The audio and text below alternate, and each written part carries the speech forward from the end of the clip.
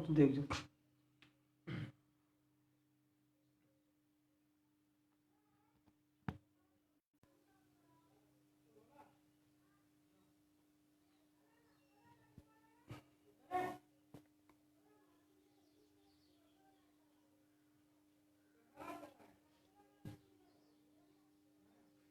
इस लाइव में 3 मिनट हो गया वो तो।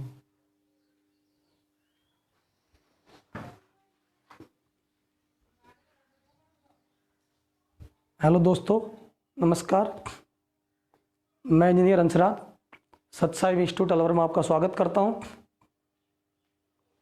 शायद अभी थोड़ी देर पहले आवाज़ का इशू आ रहा था, अभी शायद नहीं आ रहा हो। आवाज़ का इशू जो भी है यस या नो मुझे बताइए कमेंट बॉक्स में स्पष्ट रूप से। आवाज़ का इशू अभी भी आ रहा है?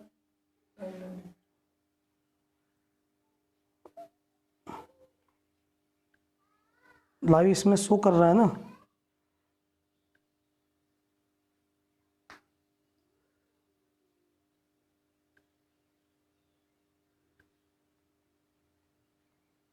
थोड़ा डिले लग रहा है।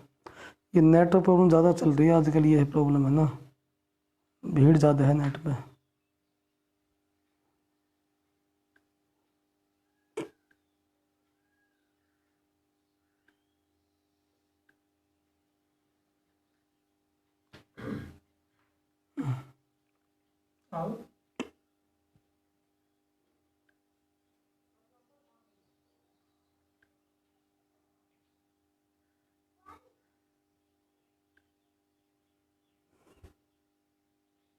इसमें दिखा रहा है कोई? दो है। हाँ भाई,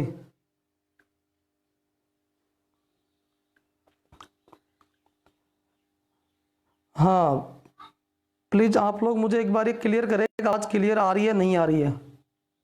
इसमें दिखा रहा है कोई? दो है। अभी आवाज़ ठीक आ रही है? हाँ भाई, एक बार आवाज़ का इशू देखिए। हाँ प्लीज आप लोग मुझे एक बार क्लियर करें, आवाज क्लियर आ रही है नहीं आ रही है? इसमें दिखा रहा है कोई? दो है। अभी आवाज ठीक आ रही है? हाँ भाई, एक बार आवाज का इशू देखिए। बंद कर ले इसकी आवाज़ बंद कर ले। आप लोग मुझे एक बार क्लियर करें, क्लियर आ रही है?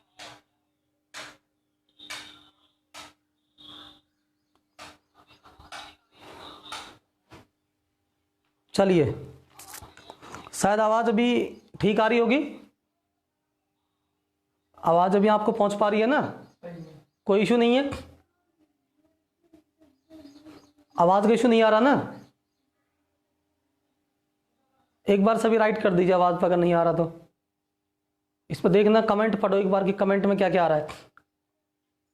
सबका ओके आ रहा है? हाँ ओके। चलिए, तो आज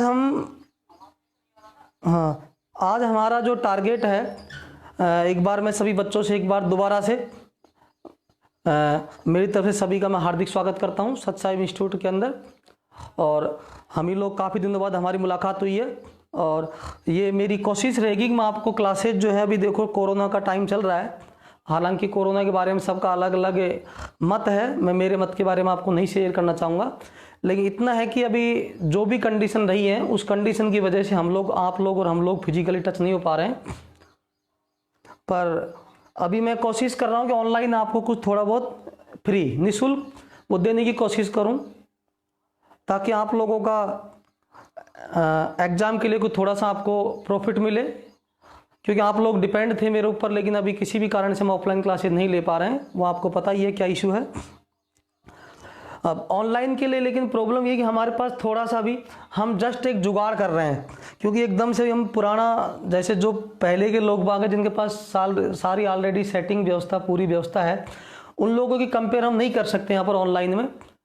हाँ, लेकिन इतना है कि मैं कोशिश करूँगा आपको जो पढ़ाई है वो उसी क्वालिटी के साथ पढ़ाऊँ जैसे मैंने पहले आपको पढ़ाया था ऑफलाइन के अंदर। अब वो थोड़ा सा इशू रहेगा कि आपको दिखाई क्या देता है, आवाज़ क्या आती है, वो थोड़ा सा आप मेरे साथ कम उस चीज़ को कॉम्प्रोमाइज़ करें और मुझे बताए कि इतना इशू आ रहा है। मैं उसको अब की बार थोड़ा अगर प्रॉब्लम रहा तो अगली बार थोड़ा उसको मैं और ट्राई करूँगा अच्छे से उसको क्लियर करूँ। अभी मैंने सारी व्यवस्था थोड़ी कोशिश करी अच्छा करने की, तो अभी मैं शायद आपसे, अभी मेरे हिसाब से आपका आवाज़ क्लियर आ रही होगी और कोई ज़्यादा इशू नहीं आ रहा होगा, और फोटो वीडियो भी शायद आपको क्लियर दिखाई दे रहा होगा। अगर थोड़ा बहुत इशू भी होगा तो उस चीज़ को मैं अगली बार नेक्स्ट टाइम में थोड़ा सा हम उसको इरेज करेंगे, हम कोशिश करेंगे। और यदि आपका इंटरेस्ट रहा, आपने इंटरेस्ट दिखाया कि मैं आपको अच्छा पढ़ा रहा हूँ या आपको अच्छा समझ में आ रहा है लाइव में, तो अच्छा पढ़ा तो इस बात का तो मुझे कॉन्फिडेंस है, ये चीज़ को तो मैं आपसे पूछ लूँगा तो और भी अच्छा रहेगा, लेकिन मुझे कॉन्फिडेंस है मैं अच्छा पढ़ाता हूँ बस। लेकिन फ़र्क इतना सा है कि लाइव में किस तरह से आपको शो हो पा रहा है, वो थोड़ा प्रॉब्लम, हमारे पास इंस्ट्रूमेंट्स पूरे जो हैं वो ऑलरेडी सेटअप नहीं है। तो फिर भी यदि आपको लगता है हाँ सर इंटरेस्ट आ रहा है, बढ़िया तरीके से शो हो रहा है, सही हो रहा है, तो मैं इस चीज़ को थोड़ा आगे करूँगा और कोशिश करूँगा। ऐप भी मैंने बनवाने के लिए बोला है, तो ऐप भी बन जाएगा। फिर धीरे धीरे हम यूट्यूब पे भी इन चीज़ों को डालना शुरू कर देंगे।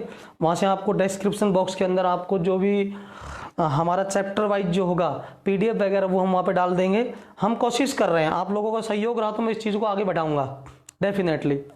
चलिए, तो आप लोग एक बार सभी लोग दोबारा से एक बार अलर्ट हो जाइए, और जो भी हमारा इंस्टीट्यूट का ग्रुप है उस ग्रुप के अंदर इस चीज़ को आप एक बार शेयर कर दीजिए इसका लिंक, ताकि जो बच्चे अभी नहीं आए लाइव वो आ सकें।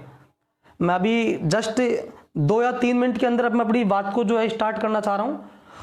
जो मैं आपसे जिस चीज़ के लिए मैं यहाँ पर लाइव आया हूँ, मेरा टारगेट है आपको पढ़ाना और ना कि आपका टाइम वेस्ट करना। हालांकि हम सब लोगों को कोरोना में टाइम वेस्ट हो चुका है, उसकी तो सभी को चिंता है, लेकिन करे क्या, ये सब कुदरती कहर है।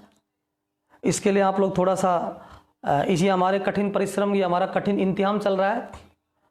कबीर जी ने कहा है कि सरिता सोई जानिए ज्येष्ठ मास ठहराए, तो ये ज्येष्ठ मास चल रहा है, इसी में जो नदी ठहर गई, इसमें जो पढ़ लेगा, जो बच्चा विद्यार्थी मेहनत कर लेगा, चाहे वो घर बैठ के मेहनत करे, चाहे लाइव मेहनत करे, चाहे किसी भी टीचर की मदद से मेहनत करे, तो वही बच्चा समझ लीजिए आपको आगे आपको सक्सेस मिलेगा, सफलता की राह पर आपको दिखाई देगा। और अभी वैकेंसी आई हुई है, निकली हुई है दिल्ली पुलिस, जो कि एक नई वैकेंसी आई है अभी, और जस्ट अभी अनाउंसमेंट हो रहा है कि अभी आपका बिजली विभाग जो है JVVNL, उसके अंदर भी आपको भी वैकेंसी आएंगी, JEN AEN वगैरह और नॉन टेक्निकल टेक्निकल हेल्पर वगैरह सभी वैकेंसी आपको आएंगी। तो आप लोग जो है अपनी तैयारी को सुचारू रूप से तैयार रखें। उसके अलावा आप एक अपनी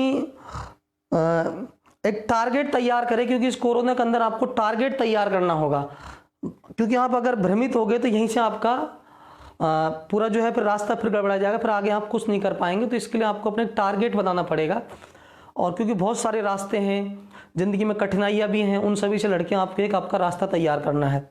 और ये तय है कि अभी जो दिल्ली पुलिस की जो वैकेंसी आई हैं, ये अभी अभी प्रेजेंट में आई हैं। इससे पहले हमारा राजस्थान पुलिस का भी हमारा विज्ञप्ति निकल चुकी है। राजस्थान पुलिस की विज्ञप्ति भी निकल चुकी है। इसका तो हमारा एग्जाम होना था, लेकिन नहीं हो पाया कोरोना की वजह से, और ये अभी अभी हमारी विज्ञप्ति निकली है, एडवर्टाइजमेंट करंट की। और अभी आपको पता भी होगा कि आपने जिन लोगों का ग्रेजुएशन है उन्होंने पटवार का भी फॉर्म अप्लाई कर रखा होगा। रेलवे में जिन लोग एलिजिबल उन्होंने NTPC का या ग्रुप D का भी अप्लाई कर रखा होगा। तो और जो बच्चे टीचर्स के हैं वो रीट के लेवल की तैयारी भी कर रहे होंगे। हालांकि इसकी विज्ञप्ति अभी आई नहीं है, लेकिन जस्ट जल्दी आने वाले रीट L1 और L2 की। तो मैं इन सभी के अकॉर्डिंग जो मैथमेटिक्स पढ़ाऊंगा वो मैं आपको सारी चीज़ क्लियर कर दूंगा कि कौन सी चीज़ आपको किस एग्जाम के अंदर आएगी। और एक बात मोस्ट आप थोड़ा सा याद रखना कि बच्चों के दिमाग में एक भ्रम चल रहा है कि साहब दिल्ली पुलिस के अंदर तो मैथ ओनली 15 मार्क्स की है। ये एक भ्रम है, लेकिन मैं आपको बता देता हूं ये बात बिल्कुल सही है। मैं अभी सिलेबस की आपसे डिटेल से चर्चा करूंगा, क्योंकि अभी करंटली ये सब सिलेबस तो आप लोगों को पता है, ये सब लोग आप पढ़ चुके हैं, राजस्थान पुलिस का, पटवार का, NTPC का, रीट का। लेकिन जो बच्चे दिल्ली पुलिस की तैयारी कर रहे हैं या अभी जिन लोगों ने फॉर्म अप्लाई कर दिए हैं, जिनकी इच्छा है, उन लोगों के लिए बहुत ही अच्छा मौका है। इस मौके को आप चूकना मत, क्योंकि ध्यान रखना कितने ही लोग तैयारी करते हैं, कितने ही लोग कंपटीशन की तैयारी करते हैं, लेकिन उसके अंदर सिलेक्शन वही ले पाता है जो कंटिन्यू रखता है। और ये भी सत्य है कि अभी आपकी आने वाली जो दिवाली होगी वो बहुत अच्छी होगी यदि आप इस एग्जाम की तैयारी अच्छे तरीके से करते हैं, क्योंकि दिल्ली पुलिस का एग्जाम ध्यान रखना बिल्कुल टाइम पर एग्जाम होगा। और मेरा मानना है कि लगभग ये 6 से या 7-8 महीने के अंदर आपकी पूरी प्रक्रिया को ख़त्म कर देगा और आपको बहुत जल्दी ज्वाइनिंग देगा। तो आप सोच सकते हैं कि आपके पास नौकरी आपके हाथ में है, बस फ़र्क इतना सा है कि आपको उसके लिए थोड़ा सा मेहनत करना है। अब मेहनत कितना करते हैं, मेहनत करने के भी तरीके अलग अलग होते हैं। मेहनत कोई करने को तो दिन रात भी करता है, कोई कम भी करता है, कोई ज़्यादा भी करता है। बात है मेहनत करने के तरीके की, ठीक है। जीतने वाले कोई अलग काम नहीं करते हैं, वो हर काम को अलग अलग ढंग से करते हैं, ये बात बिल्कुल सत्य है। यदि आप जीतना चाहते हैं तो आपको काम को अलग ढंग से करना होगा, एक व्यवस्थित तरीके से करना होगा। तो उसी चीज़ की मैं आपसे चर्चा कर रहा हूँ कि आप लोग, यदि आप दिल्ली पुलिस के लिए बहुत इंटरेस्टेड हैं, जो लोग पहले से जिन लोगों के दिमाग में टारगेट है वो तो अपने टारगेट को फिक्स रखें। बाकी दिल्ली पुलिस का जो टारगेट जिन्होंने लिया उनके लिए थोड़ा सा मैं अभी ये गाइडलाइन प्रोवाइड करवा रहा हूँ कि दिल्ली पुलिस के लिए आपको क्या क्या करना है, किस तरीके से पढ़ना है, ताकि आप आने वाले समय में दिल्ली पुलिस की एक अपनी बेल्ट लगा के तैयार हो जाओ और अपनी दिल्ली की सेवा करो। और मैं आपको देखना चाहूँगा भविष्य के अंदर आप दिल्ली की सेवा करते हुए मिलेंगे मुझे, और बहुत जल्दी मैं भी आपके साथ दिल्ली में एज ए जेई पोस्टेड हो जाऊँगा, तो अपन लोग वहाँ मिला करेंगे, प्लस में अपनी क्लासेज भी चला करेंगे और आप लोगों को बहुत इंटरेस्ट आएगा। थोड़ा मैं कोशिश करूँगा कि आपको मैं अच्छे तरीके से पढ़ाऊँ, अच्छे तरीके से क्लियर करूँ सारे डाउट्स जो हैं। तो अभी मैं आपको दिल्ली पुलिस की बात करता हूँ प्रॉपरली कि दिल्ली पुलिस के सिलेबस के अंदर क्या क्या है।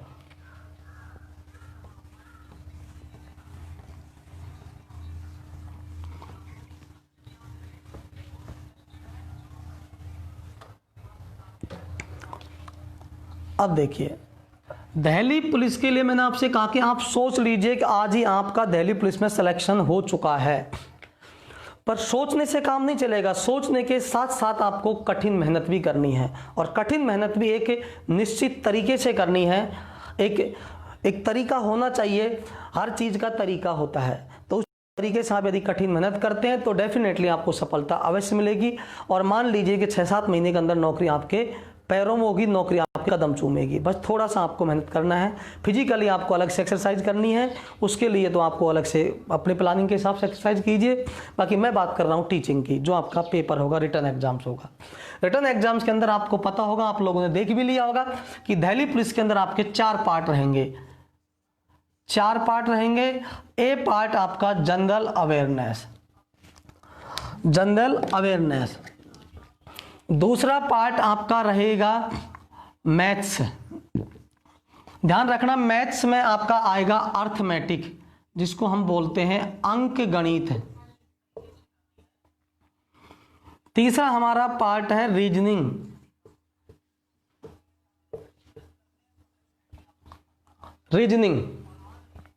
तर्क शक्ति। अभी थोड़ा मार्कर ये रेड और ब्लू है, मैं कल थोड़ा ब्लैक मार्कर भी ले लूंगा। 33 ठीक है। अंकगणित और तर्क शक्ति, शायद आपको साफ दिखाई दे रहा होगा, थोड़ा बहुत दिक्कत आ रहा होगा, है ना। अंकगणित, तर्क शक्ति। और चौथा जो पार्ट हमारा रहेगा वो है कंप्यूटर। अगर आपको प्रॉब्लम आए तो मुझे बताना, अगली बार मैं उसमें सुधार करूंगा। आवाज आपको शायद सुनाई दे रही होगी, आवाज में इशू नहीं आएगा, इशू आ सकता है तो वीडियो क्वालिटी का आ सकता है, थोड़ी इसमें लाइटिंग प्रॉब्लम है, लाइटिंग को ठीक करवा दूंगा। अभी मैं आज स्टार्टिंग है, आप ऐसा मत सोचना कि आज ऐसा है तो कल भी ऐसा ही रहेगा, मैं इंप्रूवमेंट करूंगा, कोशिश करूंगा। अच्छा, जनरल अवेयरनेस के अंदर आपका सारा है, जिसको हम नेशनल एंड इंटरनेशनल, राष्ट्रीय और अंतरराष्ट्रीय, यानी कि हमारे राष्ट्र से जुड़ी हुई सीमाओं से जितने भी देश लगते हैं उन सभी के बारे में आपको आना चाहिए। हमारे राष्ट्र की भौगोलिक स्थिति, अर्थव्यवस्था, राजनीतिक व्यवस्था, इन सभी चीजों की आपको नॉलेज होनी चाहिए। भौगोलिक व्यवस्था प्लस में हमारा करंट, जो हमारा सामान्य ज्ञान, जो करंट हमारा चल रहा है, ये हमारा होगा टोटल 60 क्वेश्चंस होंगे। 60 क्वेश्चंस और 60 मार्क्स। जनरल अवेयरनेस के 60 क्वेश्चन होंगे, 60 मार्क्स होंगे, यानी कि 60 क्वेश्चन और 60 नंबर। फिर बात आता है अंक गणित में, आपके 15 क्वेश्चन 15 नंबर। रीजनिंग के अंदर मैं इधर लिख रहा हूं, तो थोड़ा आपको दिखाई दे रहा होगा, समझ में आ रहा होगा। रीजनिंग के अंदर आपके ये होंगे 25 क्वेश्चन और 25 मार्क्स, यानी कि एक क्वेश्चन 1 मार्क्स का। कंप्यूटर के अंदर होंगे आपके 10 क्वेश्चन 10 मार्क्स।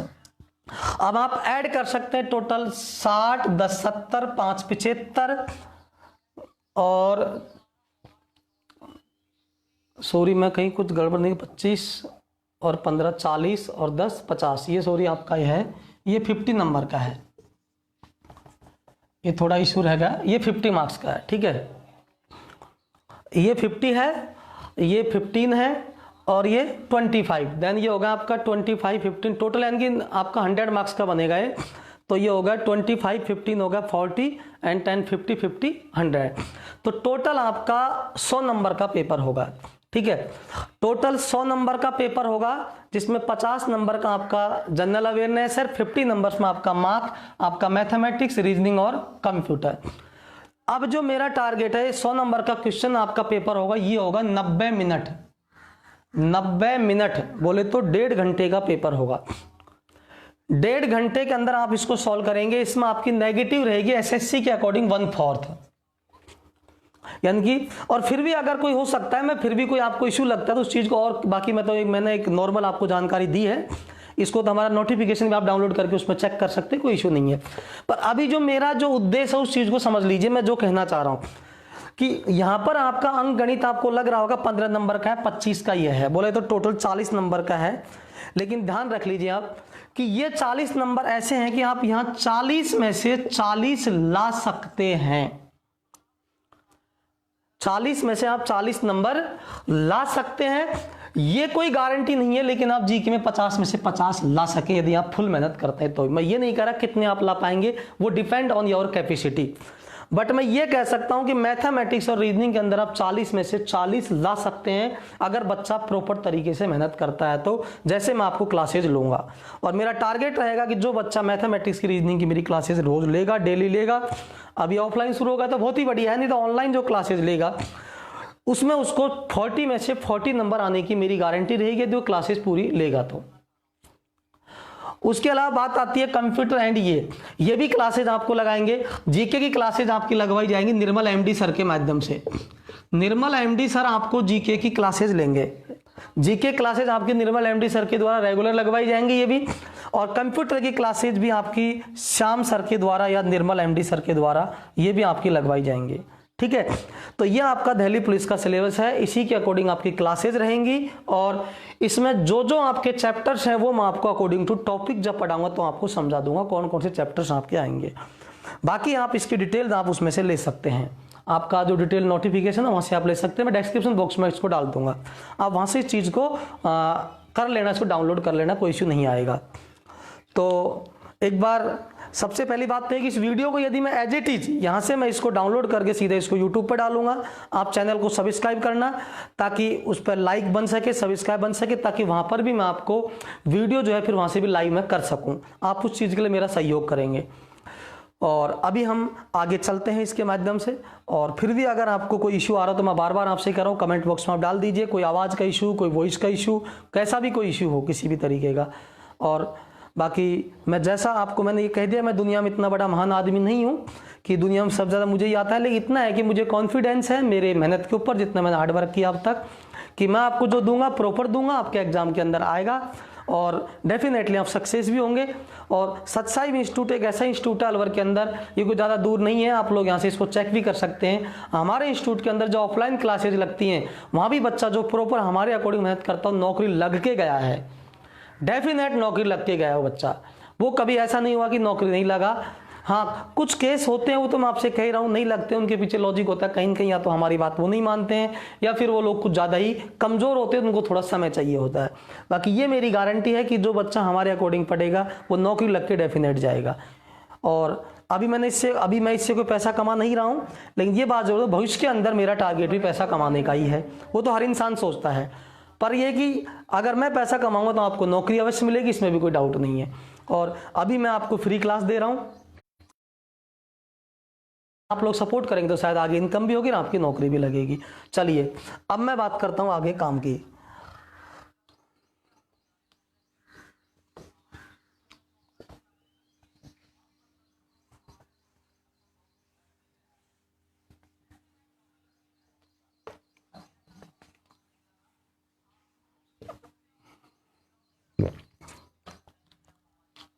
अभी अभी आज फर्स्ट क्लास है, थोड़ा सा मेरा अभी मैंने सेइंग वेइंग नहीं बनवाई है आज, वैसे भी अभी मैं तो फर्स्ट ट्रायल दे रहा हूँ। आप ट्रायल में ऐसा मत सोचना मास्टर जी की शक्ल भी ऐसी हम नहीं पढ़ेंगे, शक्ल कल मैं ठीक करके आ जाऊँगा, इसको सेइंग बना के आऊँगा, कल चिक ना होगी, कोई दिक्कत नहीं है।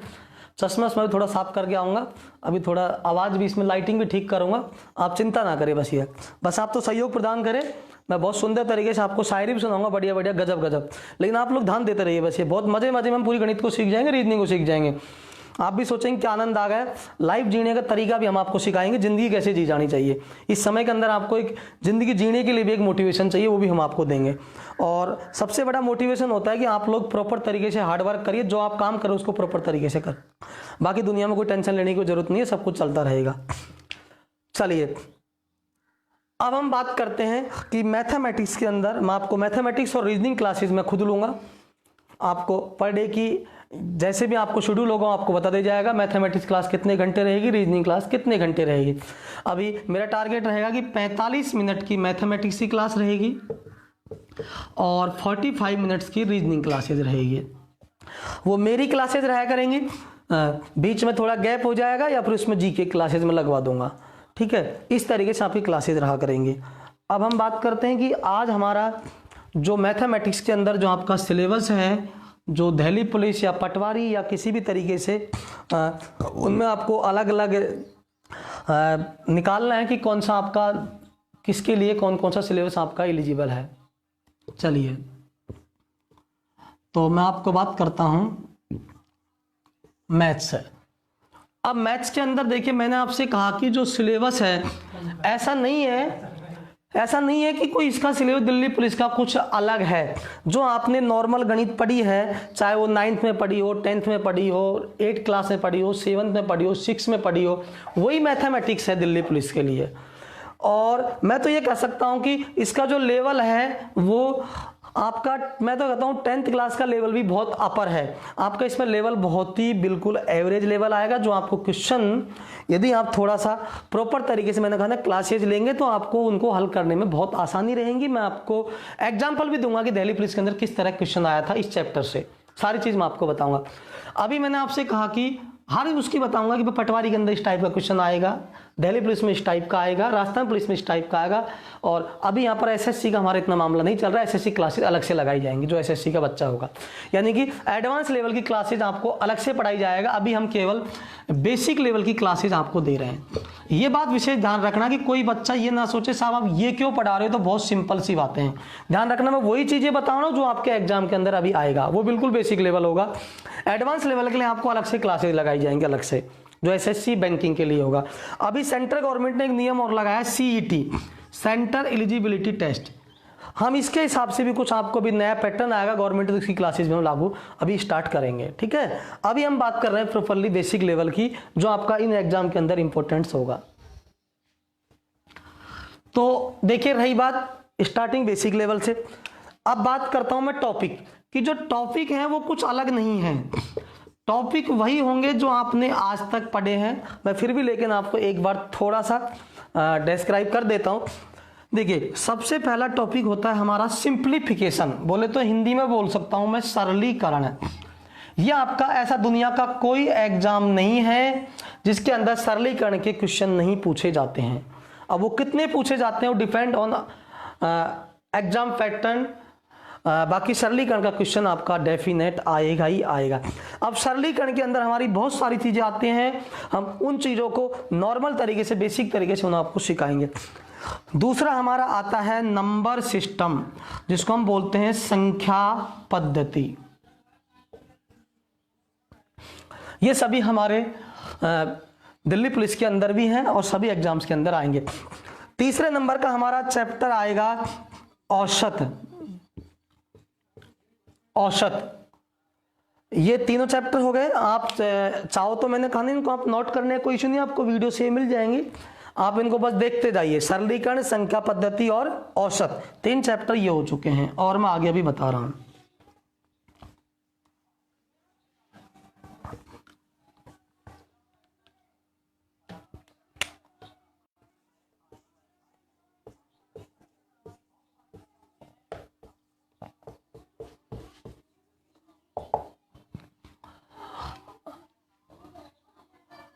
अब हमारा 3 चैप्टर हमने बताया आपको। एक तो बताया आपको सरलीकरण, दूसरा नंबर सिस्टम, तीसरा एवरेज, चौथा हमारा आता है रेशियो एंड प्रोपोर्शन, जिसको हम बोलते हैं अनुपात एंड समानुपात। मैं थोड़ा बोर्ड में मोटा लिख रहा हूँ, बोर्ड थोड़ा छोटा भी है क्योंकि मैंने कहना अभी थोड़ा जुगाड़ स्टार्ट किया है। अनुपात एंड समानुपात, रेशियो एंड प्रोपोर्शन। पांचवा हमारा है टाइम एंड वर्क, समय, कार्य, और छठा हमारा रहेगा समय, दूरी, चाल, दूरी एंड चाल। उसके बाद हमारा रहेगा धारा और नाव। एक हमारा रहेगा प्रतिशत, परसेंटेज।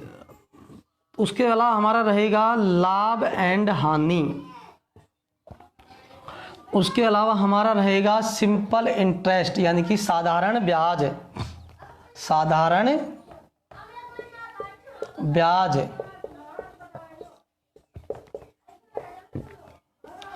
और उसके अलावा हमारा रहेगा चक्रवृद्धि ब्याज। अब थोड़ा सा कुछ बेसिक क्वेश्चन हमारे यहां से भी आएंगे, क्षेत्रमिति का, मेंसुरेशन जिसको बोलते हैं, बेसिक आएंगे, नॉर्मल क्वेश्चन आएंगे। क्षेत्रमिति एक हमारा आएगा DI, डेटा इंटीग्रेशन, DI यानी आंकड़ों वाले जो क्वेश्चंस होते हैं हमारे, ग्राफ्स वाले, इस तरह के क्वेश्चंस आएंगे। ये हमारे मोस्ट टॉपिक्स हैं जो आपके एग्जाम के लिए, जो भी आप सारा कोई सा भी एग्जाम यदि आप देते हैं तो उनके अंदर ये टॉपिक्स के क्वेश्चन आपको मिलेंगे ही मिलेंगे। और मेरी ऐसी कोशिश रहेगी कि मैंने आपसे कहा कि 15 क्वेश्चन यदि आपके दिल्ली पुलिस में आएंगे तो मैं 15 क्वेश्चन का मैटर पूरा आपको दे दूंगा। आप जब पेपर देंगे तो आपको ऐसा फील नहीं होगा कि ये क्वेश्चन तो कोई अलग है। आप यही फील करेंगे कि क्वेश्चन वही है जो हमने क्लास के अंदर पढ़े थे, जो हमने क्लास के अंदर सर ने हमको दिए थे, उन्हीं क्वेश्चनों के अंदर से ये हैं। डिजिट चेंज हो सकती है, बाकी आपको मैं जो आपको पैटर्न बताऊंगा उसी पैटर्न से आपको सारे क्वेश्चंस मिल जाएंगे। चलिए, तो ये हमारा होगा मैथमेटिक्स का सिलेबस की बात, जो जो हमारे एग्जाम्स के अंदर होगा। अब हम बात करते हैं कि इनको, बात ही नहीं, चैप्टर तो दुनिया आपको बहुत सारे टीचर्स हैं, बहुत सारे यूट्यूब क्लासेज हैं, सभी आप लोगों को वहाँ पर ये बता रहे हैं भाई ये चैप्टर आएंगे, ये ऐसे आएंगे, इतने मार्क्स का होगा। उन सब चीज़ों से कोई इशू नहीं है, मैंने आपको सिर्फ बताया ताकि एक आपका, जिसको मैं बेसिक लेवल बोल रहा हूँ, बेसिक से बातें आपको समझा सकूँ। अब बात जो है वो इशू जो है वो इस चीज़ का आता है कि इन चीज़ों को पढ़ा कैसे जाए ताकि 15 में से 15 नंबर आए, उस चीज़ की हम चर्चा कर रहे हैं। हर चीज़ के कंसेप्ट होना चाहिए, 15 में से 15 नंबर कैसे आए।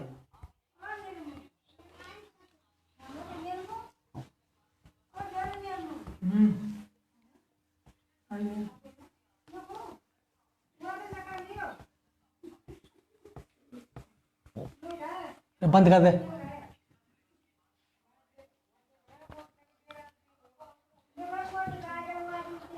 पंद्रह में से 15 क्वेश्चन किस तरीके से आएंगे, ठीक है, 15 में से 15 नंबर आपको किस तरीके से मिलेंगे उसकी मैं आपसे चर्चा कर लेता हूं। देखिए, गणित को पढ़ने के लिए आपको कुछ अपने कंसेप्टों का इस्तेमाल करना होगा, ये बात विशेष ध्यान रखना। जब तक आप कंसेप्ट इस्तेमाल नहीं करेंगे तो आपको गणित समझ में नहीं आएगी। आप गणित को समझने के लिए, गणित को पढ़ने के लिए आपको कंसेप्ट की रिक्वायरमेंट होगी, ना कि रटने की रिक्वायरमेंट होती है।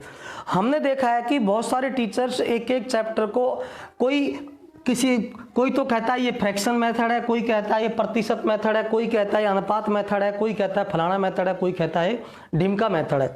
मैं आपसे एक चीज कहता हूं, मेथड वेथड कुछ नहीं होता। मेथड होता है आपके अकॉर्डिंग, आपको दीवार में छेद करना है, आप चाहो तो उसे ड्रिल मशीन से कर सकते हैं आपकी सुविधा के अनुसार, आप चाहें तो उसे कील से ठोक सकते हैं, डिपेंड ऑन दीवार और आपकी कैपेसिटी। तो ऐसा कुछ नहीं है मेथड किस तरीके के होंगे, कौन सा मेथड क्या काम आएगा।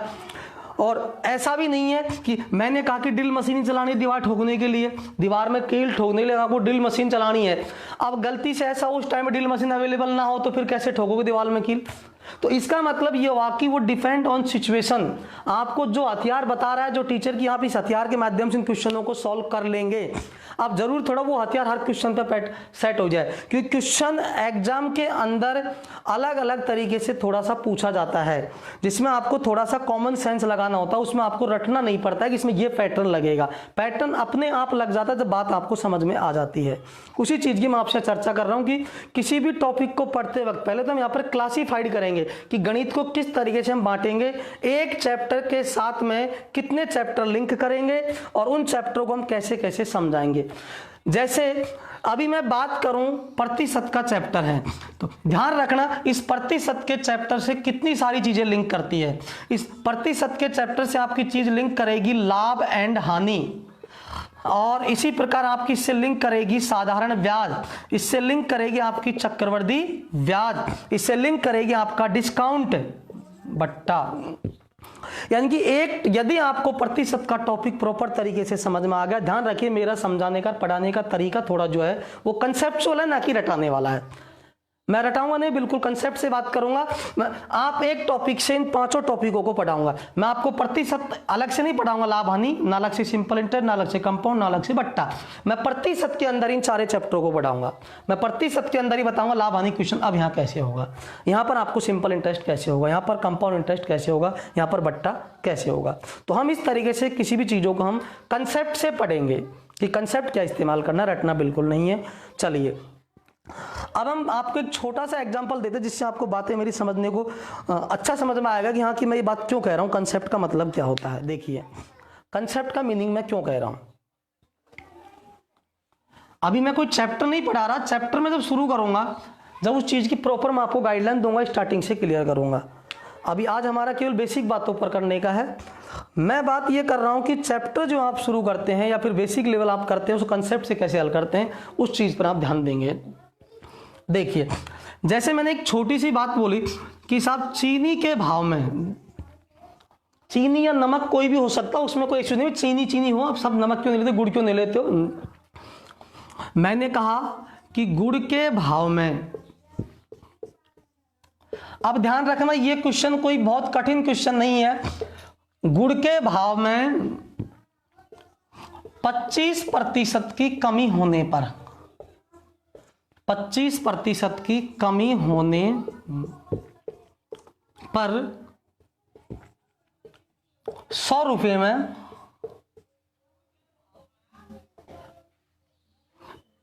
1 किलो गुड़ फालतू आता है। गुड़ के भाव में 25% की कमी होने पर 100 रुपये में 1 किलो ग्राम गुड़ फालतू आता है। ठीक है, तो मैं पूछूं आपसे कि पहले का और अब का वर्तमान, मतलब या पहले का और वर्तमान का या अब का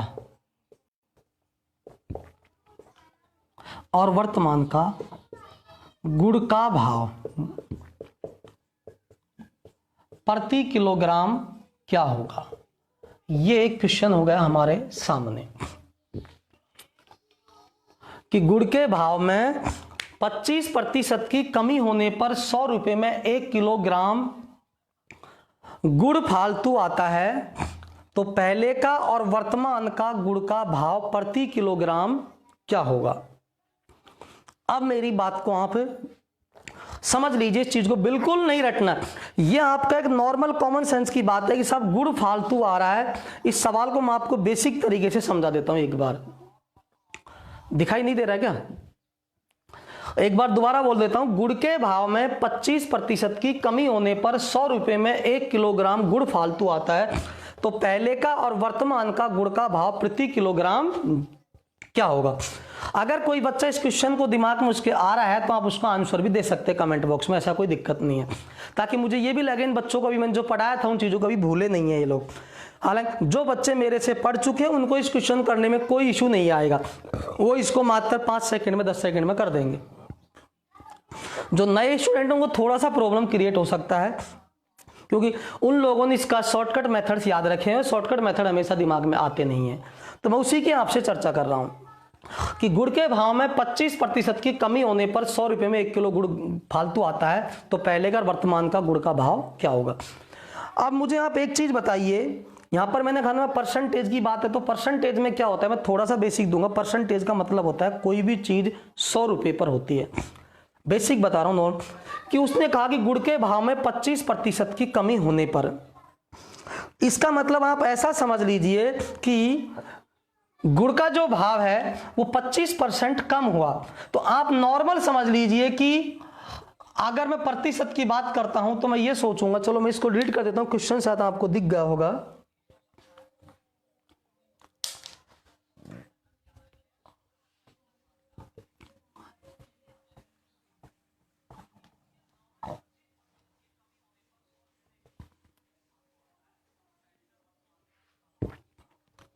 अब देखिए, पहले का और अब का रटना नहीं है बात को। उसने कहा गुड़ के भाव में, भाव लिख देता हूं मैं यहां पर अपनी देसी भाषा में, भाव भाव होता है किसी चीज का। भाई अपन कहते हैं भाई क्या भाव दे रहा है गुड़, यानी कि 1 किलो की रेट बताएगा, अगर कि भाई गुड़ क्या भाव दे रहा है, भाव का मतलब होता है प्रति किलोग्राम की रेट है। तो उसने कहा कि गुड़ के भाव में 25% की कमी हुई। आप ऐसा सोच लीजिए कि माना कि पहले जो गुड़ 100 रुपए का, पहले जितना माल 100 रुपए का आता था, अब वही माल 25 रुपए कम में आता है। 25% की कमी, 25% की कमी का मतलब हो गया कि 100 रुपए का माल जो आ रहा था अब वो 25 रुपए कम में आएगा। कितने का आएगा, 75 का। जितना गुड़ पहले 100 रुपए में आ रहा था वही गुड़ कितने में आएगा, 75 में। तो मैं इस चीज को यह कह सकता हूं कि पहले जितना गुड़ 100 रुपए में आ रहा था उतना गुड़ तो 75 में आएगा, सही है। लेकिन वो कह रहा है कि गुड़ अभी यदि मैं 100 रुपए का ही खरीदता हूं, यानी कि पहले जो माल 100 रुपए में आ रहा था अब वही माल कितने में आ रहा है, 75 में आ रहा है। तो आप खुद समझदार है, जब पहले माल 100 रुपए में आ रहा था 75 में आ रहा था, तुम्हारे पैसे कितने बच गए। अगर आपको मान लो मैं सामान लेने भेजू कि बेटा ऐसा अगर गुड़ लेके आ, आप पहले भी गुड़ लेके आए थे, तो मैंने कहा कि आप पहले 100 रुपए का गुड़ लाए थे, कितना लाए थे मैं उसकी बात नहीं कर रहा, लेकिन मुझे पता है पहले आप इतना गुड़ लाए थे। मैंने बोला आज भी 100 रुपए ले जा गुड़ लिया, तो मुझे तो क्योंकि ये अंदाजा था ना पहले इतना गुड़ लाए थे आज भी इतना ही लेके आएंगे 100 का। लेकिन दुकानदार ईमानदार था, उसने कहा भाई गुड़ का भाव 25% कम हो गया, तो उसने क्या किया, आपको 100 रुपए तो ले लिए पर उसने आपको गुड़ फालतू दे दिया, क्योंकि पैसे आपके बच गए उसके पास में। कितने पैसे बचे, आप 100 रुपए का जो गुड़ आता था अब आज की डेट में वही गुड़ 75 का आएगा, क्योंकि आपके मात्रा में कितनी कमी हो गई, भाव में 25% की कमी हो गई। तो जब 25 रुपए का वो गुड़ आएगा आज की डेट में, तो जो 25 रुपए बच गए आपके, वो 25 रुपए उस दुकानदार ने आपको वापस नहीं किए, और उसने क्या किया, उसके बदले में आपको 1 किलो गुड़ दे दिया। तो मैं कह सकता हूं कि उस दुकानदार ने आपको जो 1 किलो गुड़ फालतू दिया है उसने 25 रुपए का दिया जो आपका बच रहा था।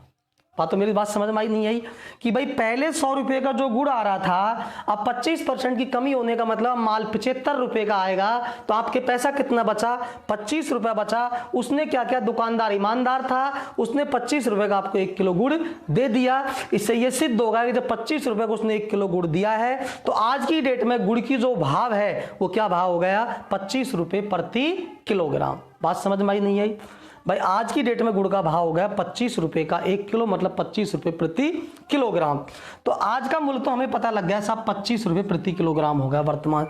अब हमसे पूछता साहब पहले का भाव क्या होगा।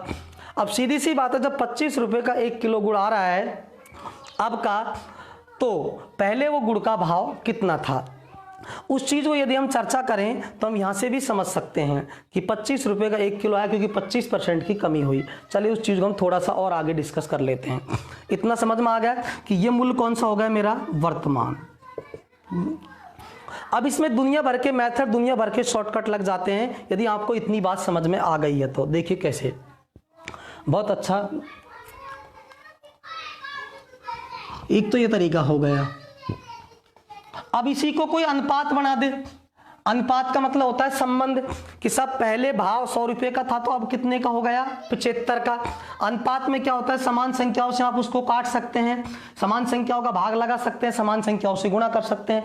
मैं दोनों में 25 का भाग लगा देता हूं, 25 चौका 100 और 25 30।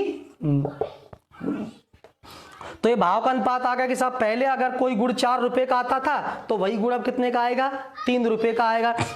अच्छा, ये तो हो गया भाव। एक चीज होती है भाव के अलावा, चीज आती है हमारे पास में मात्रा,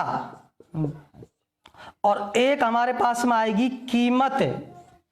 अब कीमत तो हमें पता है, मैंने उसको 100 रुपए दिए, वो पहले भी 100 रुपए दे लेके गया था दुकानदार के पास में, और अब भी 100 रुपए लेके जाएगा दुकानदार के पास में। तो कीमत तो 100 रुपए उस दिन लेके गया था और 100 रुपए आज लेके गया है। लेकिन फर्क इतना सा, पहले आप ऐसा मान लीजिए 4 रुपए किलो गुड़ था, अब 3 रुपए किलो हो गया, मतलब इसको काट के अनुपात बना दिया। अब एक चीज एक बताओ मुझे, जब कीमत 100 रुपए है तो कीमत हमेशा भाव का और मात्रा का गुणा करने पर प्राप्त होती है। आप नॉर्मल सोच लीजिए, आप बाजार में गए, आपसे कहा भाई गुड़ का क्या भाव है, बोले सेठ जी ने बोला 25 रुपए किलो। आपने कहा मुझे 3 किलो गुड़ लेना है, तो आप कितने रुपए देकर आओगे, 75 रुपए, क्योंकि आपने भाव को गुणा किया उसकी मात्रा से। तो मैं आपसे यहां पर यही कहना चाह रहा हूं कि जब कीमत उसकी पहले भी उतनी थी और आज भी उतनी है, कीमत पहले भी उतनी थी जितनी उसकी आज है, तो पहले का भाव और अब का भाव, इसी प्रकार पहले की मात्रा और अब की मात्रा, यानी कि इसका और इसका गुणा, इसका और इसका गुणा, इन दोनों का जो होगा वो मान क्या होगा, बराबर होगा। डेफिनेट सी बात है, क्योंकि जब आपको कीमत बराबर लेनी है तो बराबर करना पड़ेगा। अब बराबर कैसे करेंगे, इस 3 को उठा के यहां ले आओ, 4 को उठा के यहां ले आओ। अब देख लो, 4 तिया 12, 3 चौका 12। अब मैं अभी 100 रुपए को भूल जाइए, अब मैं ऐसा सोच सकता हूं कि 12 रुपए का पहले 4 रुपए किलो में 3 किलो गुड़ आ रहा था, और अब 3 रुपए किलो में 4 किलो गुड़ आ रहा है, कितने रुपए का, 12 रुपए का। ऐसा सोच रहा हूं मैं, वो 100 रुपए को छोड़ दी थोड़ी देर, क्योंकि हमने बात करी परसेंटेज में, अनुपात में, कि पहले जो चीज 100 रुपए की आती थी अब 75 की आई। हमने उसका अनुपात बनाया, रखना नहीं है कि भैया 25 चौको 100, 25 थी 75। अब आप देख लीजिए, मात्रा की बात करता हूं कि सब मात्रा और भाव, इन दोनों का गुणनफल मिला के होती है उसकी कीमत। जैसे आपने कहा भाई दुकानदार ने 3 रुपए किलो चावल है, तो आपने कहा 3 किलो दे दे भैया, तो 3 तिया 9 रुपए के हो गए। तो यानी कि भाव का और मात्रा का गुणनफल किसके बराबर होता है, जो पैसा आप उसको देते हैं। जबकि आपने पैसा पहले भी उतना ही दिया था और आज भी उतना ही दिया है। तो मैंने क्या किया, भाई भाव पहले 4 था तो अब 3 हो गया, तो मैं कह सकता हूं इसको इससे गुणा करूं, इसको इससे गुणा करूं, ताकि दोनों का मान बराबर आए। तो मैंने क्या किया, इसको यहां उठा के रख दिया, इसको यहां उठा के रख दिया, ये 4 तिया 12, ये 3 चौका 12, बराबर हो गई कीमत। अब आपने इतना काम करना था। अब आप देख लीजिए, इस 12 को हटा दो, 12 को रिक्वायरमेंट थी भी नहीं, मैंने आपको समझाया था, ठीक है। अब ये चीज आपको समझ में आ गई। अब इति सिद्धम हम ये आप कहेंगे, हमारे ओरिजिनल बात करेंगे 100 रुपए की, कि हम तो 100 रुपए का माल लेके आए थे। अब आप एक चीज समझ लीजिए कि भाई यहां मात्रा कितनी है, 3 किलो, और यहां कितनी है, 4 किलो। तो आप एक बात सोच लीजिए कि दोनों के बीच में मात्रा में अंतर कितने का आ रहा है। पहले 3 किलो आ रहा था, अब कितना आ रहा है, 4 किलो। तो मात्रा में अंतर कितने का आ रहा है, 1 किलो का। और हमको अंतर दे भी कितना रखा था, 1 किलो का, कि पहले की तुलना में अब जो गुड़ आ रहा है वो 1 किलो फालतू आ रहा है। अब इसका मतलब यहां पर बिल्कुल अंतर ठीक है 1 किलो का। अगर ये अंतर मान लो आधा किलो का होता तो मैं इसको 1 किलो करने के लिए आधा का मान 1 रखता, लेकिन यहां पर तो ऑलरेडी अंतर 1 किलो का है, कि सब 3 के 4 के बीच में अंतर डिफरेंट कितने का है, 1 का। तो इति सिद्धम, ये मेरा कैलकुलेशन सही है कि साहब पहले 3 किलो आ रहा था गुड़, अब कितना आ रहा है, 4 किलो आ रहा है गुड़। तो अब मैं कह सकता हूं कि साहब 100 रुपए में अब तो 4 किलो आ रहा है, तो अब का भाव तो होगा 1 किलो का कितना, अरे आप 100 रुपए में 4 किलो गुड़ आएगा तो 1 किलो कितने का हो गया, 25 रुपए का होगा, मतलब 100 में 4 का भाग लगा देंगे।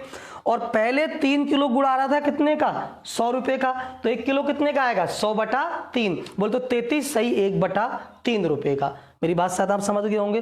तो ये मैंने आपको थोड़ा सा बहुत ज़्यादा एडवांस लेवल का कंसेप्ट आपको बताया है कि जब भी आप किसी चीज़ को समझते हैं तो वहाँ पर आप उन चीज़ों को रटिए मत, उन चीज़ों को समझ लीजिए। मैं यहाँ पर इससे आगे और भी कंपैरिजन करता हूँ 1-2 इस तरह के, ताकि आपको मेरी बात अच्छे से समझ में आती रहे।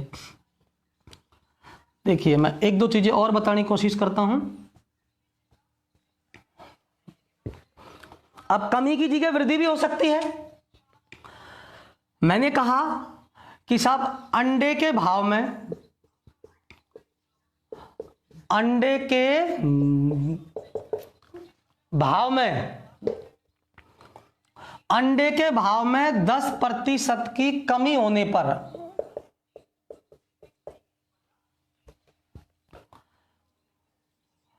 40 रुपए में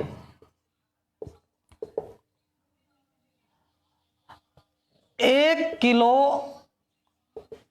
अंडे फालतू आते हैं। 1 किलो अंडे फालतू आते हैं। तो अंडे का वर्तमान और मतलब पुराना भाव ज्ञात करना है। अंडे का वर्तमान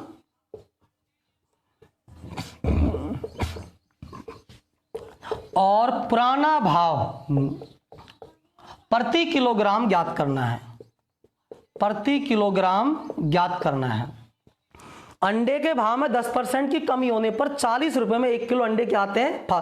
सीधी सी बात है, भाव कम होगा किसी चीज का तो मात्रा उस जितना पैसा आप पहले दे रहे हो उतना पैसा आज देंगे तो चीज फालतू आएगी ना, नॉर्मल सी बात है। अंडे के भाव में 10% की कमी हुई, 40 रुपए में आपको 1 किलो अंडा फालतू मिल गया, तो आपसे पूछ रहा है अंडे का वर्तमान और पुराना भाव बताओ प्रति किलोग्राम। चलिए इस चीज को हल कर लेते हैं बिल्कुल नॉर्मल तरीके से। अभी जैसे मैंने आपको बताया था, कंसेप्ट को रटना नहीं है, कंसेप्ट को समझना है कि साहब मैंने कहा अंडे के भाव में कमी आई। भाव एक होती है, भाव एक होती है, बनती पहली चीज भाव, दूसरी चीज क्या बताई मैंने आपको, भाव, और एक होता है हमारा मात्रा, कितनी हम ले रहे हैं, और तीसरी चीज हमारी हो गई कीमत। अंडे के भाव में 10% की कमी हुई है भैया, यानी कि पहला अंडा अगर 100 रुपए किलो था तो अब कितने का हो जाएगा, 90 रुपए किलो हो जाएगा। यानी कि पहले अगर अंडा 100 रुपए का आ रहा था तो अब कितने का आएगा, 90 का। यहां पे आप अनुपात बना ले, क्या कर सकते, दोनों में 10 का भाग लगा देंगे तो 0 हट जाएगा। 10 का डिवाइड करें तो 0 हट जाएगा ना, तो ये 0 यहां से मैं हटा देता हूं, ये लीजिए। तो ये रेशियो बन गया मेरा 10:9। अब मैंने आपसे कहा था कि अंडा पहले भी 40 रुपए के लेके आ रहा था, 40 ही बोला ना मैंने क्वेश्चन के अंदर, शायद 40 ही बोला था। अंडा पहले भी 40 का आ रहा था और अभी भी 40 के लेके आ रहा है।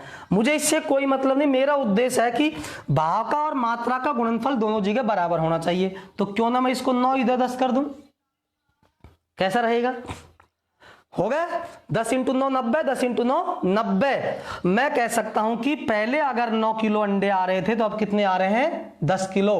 अंतर कितने किलो का आ रहा है, 1 किलो का। और वहां भी 1 किलो का अंतर था सवाल में कि भाई अब अंडे कितने किलो फालतू आ रहे हैं, 1 किलो फालतू आ रहे हैं। इतनी सिद्धम कि पहले 40 रुपए में 9 किलो आ रहे थे, अब 40 रुपए में 10 किलो अंडे आ रहे हैं।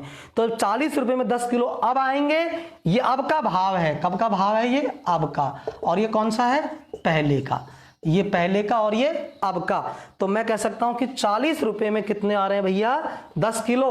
अब बोले तो वर्तमान में, प्रश्न में ज्यादातर आपका एग्जाम में वर्तमान का पूछा जाता है। तो 40 रुपए में 10 किलो आएंगे तो 1 किलो कितने का होगा भैया, 4 रुपए का हो गया। और यहाँ 40 रुपए में 9 किलो आएंगे तो 1 किलो कितने हो गया, 40/9, मतलब 9 चौका 36, फिर 4.4 का बार लगभग, मतलब लगभग 4 रुपए 40-45 पैसे का लगभग ये पड़ेगा आपका किलो का भाव पुराना वाला। ठीक है, इस तरीके से ये हमारा होता है कंसेप्ट। चलिए, और हम आज की वीडियो को हम यहाँ पर आपको विराम देते हैं। और आप YouTube चैनल पे वीडियो आपको मिल जाएगी, उसको मैं आपको ग्रुप के अंदर डाल दूंगा, वहां से आप इस चीज़ को हमारा जो YouTube चैनल है, उस YouTube चैनल का जो नाम है वो सभी को पता भी होगा। अगर नहीं भी पता हो तो मैं आपको बता देता हूँ। YouTube चैनल को आप सर्च करेंगे सत साहिब इंस्टीट्यूट के नाम से, सत साहिब इंस्टीट्यूट अलवर, ये हमारा YouTube चैनल है। इस पे आप जाएंगे तो आपको ये वीडियो वहां भी मिल जाएगी। आपको डिस्क्रिप्शन बॉक्स में आपको इसका PDF भी डालने की मैं कोशिश कर दूंगा ताकि आप PDF से क्वेश्चन सॉल्व करें। और अभी मैंने आज आपको ध्यान रखना, अभी मैंने आपको केवल बेसिक बातें बताई हैं कि गणित को कैसे पढ़ना है। कल मैं प्रॉपर तरीके से फिर 10 बजे लाइव आऊंगा और कल मैं चैप्टर की बात करूंगा, चैप्टर स्टार्ट करूंगा आपका सरलीकरण का चैप्टर हम आपको कल से पढ़ाएंगे। सरलीकरण के अंदर आपको बताएंगे सरलीकरण के जो क्वेश्चन हैं वो पुलिस के अंदर कैसे आएंगे, पटवारी में कैसे आएंगे, सभी एग्जाम्स में किस तरीके का आएंगे। और आप कोशिश करिए कि हमारे चैनल को आप सब्सक्राइब कर देना, लाइक और बेल आइकन घंटी को दबाना ताकि आपके पास प्रत्येक वीडियो पहुंच सके टाइम टू टाइम। और चलिए, इसी के साथ मैं अपनी वाणी को विराम देता हूं। जय हिंद, जय भारत। फिनिश।